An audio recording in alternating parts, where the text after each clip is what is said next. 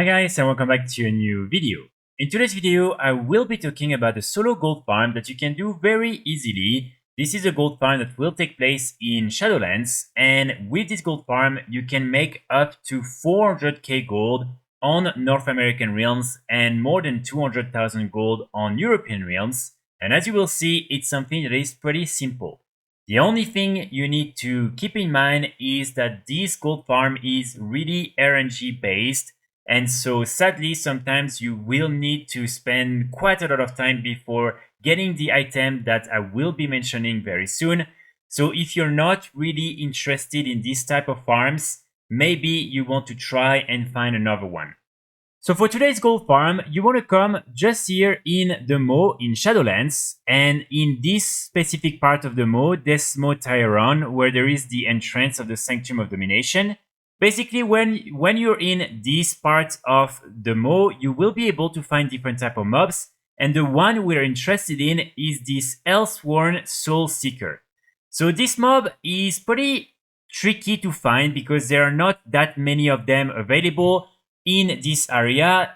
Usually you will be able to find up to 5 or 6 of them at the same time, and then you will need to wait another 5 minutes for them to respawn. And the reason why we want to kill these different mobs is because they have a very small chance of dropping this pet right here, the Golden Eye. And then you can cage and sell this pet on the auction house for a lot of gold. So the average sell rate for this pet is 0.046, which is pretty good. And then the average value on European realms is going to be between 199,000 gold and 228. And then on North American realms, it's anywhere between 494 to 453,000 gold. So as you can imagine, the reason why this pet is so expensive is simply because it's really rare. The drop rate is around 0.2%, so it means that on average you will need to kill more than 500 of these different mobs in order to have a chance at getting this pet.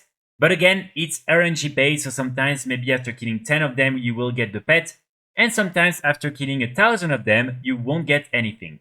So when it comes to the best route for this farm, I would recommend you to start here at the top of the map. And then you want to find the first mob that will be located all around this area and also here. So you just make sure to find this first mob. Then you want to go down the stairs here, and sometimes you will have a mob that will be directly here. If it's not, it means that it's just lower in that part of the map. Then you want to go back up here and you want to take the stairs. And normally when you arrive on top of the stairs, you will usually find a mob that will be here in that part. Then you will sometimes find another one that will be up in that part of the map. Then you want to go back up, and here at this entrance you will find another mob. This one is a little bit laggy, so make sure that as soon as you arrive you engage the fight with him, because sometimes he will disappear. And so then when you're done with this one, you can go here where there's the second entrance and go down the stairs, and here you might find another one. And then after that you can just go back here and wait for these mobs to respawn. So my personal recommendation, if you really want to do this farm as efficiently as possible, is to do it on 2 different characters, either on 2 different realms or on the same realm, and you just have one character doing it in war mode off and one character doing it in war mode on.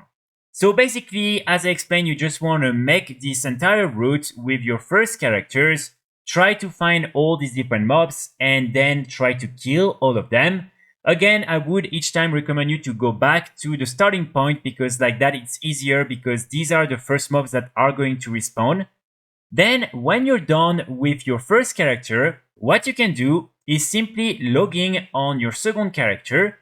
And then you want to do the exact same route, so go again all around the map, try to find each of these different mobs, kill all of them, and then you want at the end to go back to the starting point, and then you want to log off and log back in on your initial character, and do that again and again. Like that you won't really have any break. It's a little bit annoying to have to log back in and log back out, but again, this is the most efficient way, and you will have way more kills by doing it like that. And of course, remember, this is a pet. So let's say, for instance, you're doing it on another realm where you don't really want to sell the item on this other realm, but the item drops on that realm. It's completely fine. You can simply learn it on that realm and then logging on the realm where you want to sell the item on, and then just cage the pet on that realm. So this should not be an issue.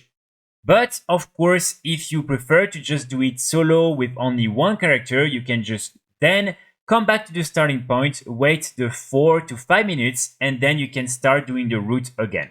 It's just something that is maybe a little bit more annoying sometimes, but it's really up to you to see how you want to do this farm. The last advice that I want to give you is maybe just try to get one at a time. There is no point again in farming 10 of them. Try to get your hands on one and then sell it, and if it sells, then after that you can farm another one. But trying to get your hands on 2 or 3 of them is just going to take a lot of time. And again, what's important in gold making is trying to diversify the amount of rare items and different type of items you're selling on the auction house. And so for this type of very specific items, you just want to farm one of them, put it on the auction house, and then wait for it to sell before farming more. Of course, if you're trying to play on different realms and you want to sell items across different realms, you can try to farm more than one, but you will see it's taking a lot of time to even get your hands on one of these pets. So that's pretty much it for today's video. I really hope you will be able to make some gold with today's gold farm. I will be back very soon with more guides and more videos, and in the meantime I wish you all a great start of the week. Bye!